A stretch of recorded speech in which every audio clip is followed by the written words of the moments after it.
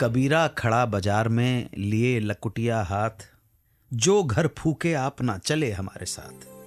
Film line में भी ऐसा ही है। फिल्म बनाने के लिए भी ऐसा ही जुनून और पैशन चाहिए। हमारी इंडस्ट्री में बहुत लोग ऐसे थे जिन्होंने अपना घर बार बेचकर फिल्में बनाई।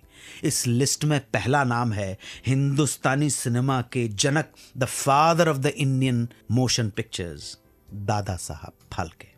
दादा साहब फाल्के ने भी तमाम मुसीबतों के बावजूद हिंदुस्तान की पहली मोशन पिक्चर बनाई, राजा हरिश्चंद्र। दादा साहब ने अपने करियर की शुरुआत गोधरा में एक फोटोग्राफर के तौर पर की। यहीं उनकी मुलाकात हुई पेंटर राजा रवि वर्मा से, जो देवी देवताओं की पेंटिंग्स बनाया करते थे। सन 1910 में आई एक silent film, the life of Christ. इस फिल्म ने दादा साहब की लाइफ को बदल दिया।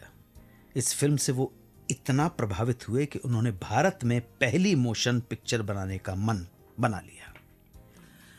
वो लंदन जाकर फिल्म मेकिंग सीखने की प्लानिंग करने लगे।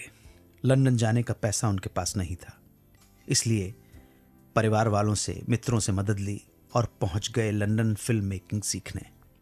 लंदन में दादा साहब ने जाने माने ब्रिटिश फिल्म मेकर सेसिल हेपवर्थ से फिल्म मेकिंग की ट्रेनिंग ली और वापस भारत आकर हिंदुस्तान की पहली फिल्म राजा हरिश्चंद्र पर काम करना शुरू कर दिया। उन्हें फिल्म के लिए फाइनेंस जुटाने में बड़ी मशक्कत झेलनी पड़ी। जिसने भी उनके फिल्म बनाने के प्रोजेक्ट के बारे में सुना, उसने दादा साहब से कहा, पागल हो गए हो? किसी ने दादा साहब फाल्के का साथ नहीं दिया। जब कहीं से सपोर्ट नहीं मिला तो उन्होंने खुद ही इस फिल्म को प्रोड्यूस करने का निर्णय ले डाला। फिल्म बनाने के लगभग 25 से 30 हजार रुपए की जरूरत थी। जब कहीं से कोई साथ आने के लिए तैयार नहीं हुआ तो दादा साहब फाल्के ने अपनी लाइफ इंश्योरेंस पॉलिसी के अगेंस्ट कुछ लोन ले लिया और शुरू कर दिया बनाना अपनी पिक्चर को।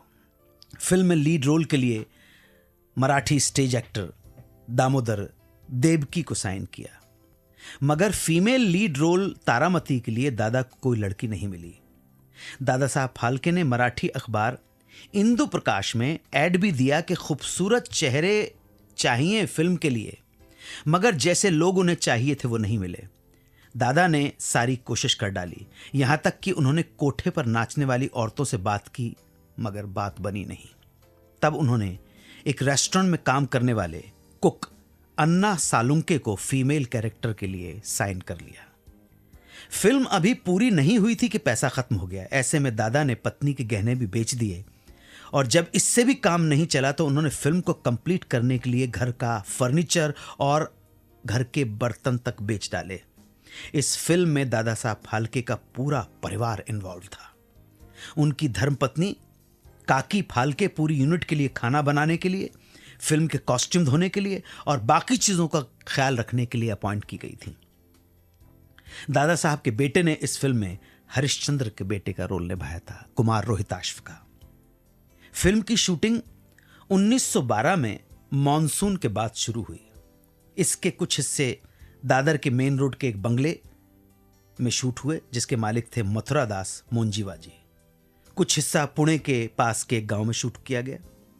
दिन भर दादा साहब इस फिल्म को शूट करते और रात में बैठकर नेगेटिव को डेवलप करते, एडिट करते, क्योंकि उनके अलावा उस वक्त यह काम किसी और को आता नहीं था पूरे हिंदुस्तान में।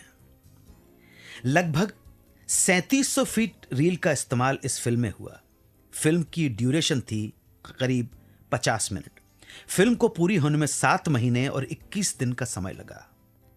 असीम मेहनत और ढेरों मुसीबतों का सामना करने के बाद दादा साहब फाल्के का यह जुनून सफल हुआ और 1913 में बॉम्बे के कोरोनेशन सिनेमा में जब राजा हरिश्चंद्र दिखाई गई तो इंस्टेंटली सुपरहिट हो गई। इसकी सफलता ने दादा साहब को न सिर्फ मान सम्मान दिलवाया बल्कि आर्थिक रूप से भी इतना सक्षम बना दिया कि उन्होंने 1917 में कुछ पार्टनर के साथ मिलकर हिंदुस्तान फिल्म कंपनी की स्थापना भी कर दी। इस कंपनी के बैनर तले उन्होंने जिन फिल्मों का निर्माण किया उनमें लंका दहन, कृष्ण जन्म और शकुंतला यादगार कही जा सकती हैं। बोलने वाली टॉकी फिल्मों के दौर की शुरुआत होने के बाद दादा की फिल्मों की चमक फीकी पड़ने लगी और लेट 30s में उन्होंने फिल्मों से संन्यास ले लिया।